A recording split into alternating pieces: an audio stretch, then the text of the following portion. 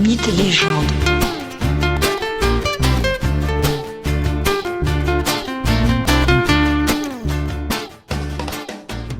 Bonjour à tous et bienvenue dans ce nouvel épisode de Mythes et légendes. Aujourd'hui, nous allons rencontrer une créature aussi légendaire qu'intrigante, une créature puissante mais qui est battue par une simple réponse à une énigme. Je veux bien sûr parler du Sphinx. Le Sphinx est cette créature au corps de lion, de la poitrine aux pattes arrière, à la tête de femme et dotée de larges ailes partant des épaules. Cette créature est malfaisante pour les hommes. Elle est en quelque sorte une punition. Mais d'où vient-elle? Qui est-elle?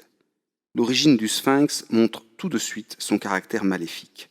Le Sphinx aurait pour mère Échidna, cette immortelle monstrueuse, mi-femme, mi-serpent, mère de Cerbère, le chien à 3 têtes gardant les enfers, mais aussi mère de Orthos, le chien à 2 têtes qui garde le troupeau de Gérion, un géant difforme.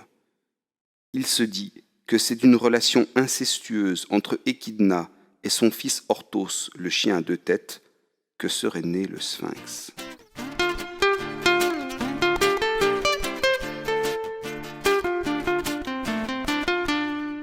En Béotie, c'est-à-dire au centre de la Grèce, dans le triangle formé par les cités de Delphes, d'Athènes et de Corinthe, pour être simple, je disais donc en Béotie, et plus précisément dans sa principale cité, la puissante Thèbes, il se passe quelques dramatiques événements au sein de la famille royale. Souvenez-vous.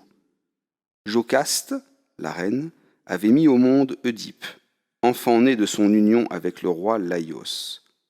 Mais l'oracle d'Apollon à Delphes avait prédit que l'enfant, Oedipe, une fois devenu adulte, tuerait son père, Laïos, et se marierait avec sa mère, Jocaste. Les parents, prudents, avaient alors abandonné l'enfant pour empêcher le destin de se réaliser, pour au moins tenter d'empêcher le destin de se réaliser. Mais quelques années plus tard, Oedipe avait croisé son père sur la route menant à Delphes, et suite à une échauffourée, il avait tué son père, pour un refus de priorité en quelque sorte. En effet, le vieux Laïos n'avait pas voulu laisser passer le char d'Oedipe, qu'il n'avait bien sûr pas reconnu.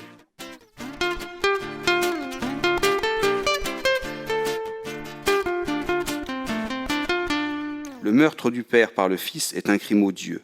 Aussi, les Olympiens souhaitent punir la cité qui porte cette infamie. Héra, l'épouse de Zeus, décide d'envoyer non loin de Thèbes le Sphinx pour punir la cité.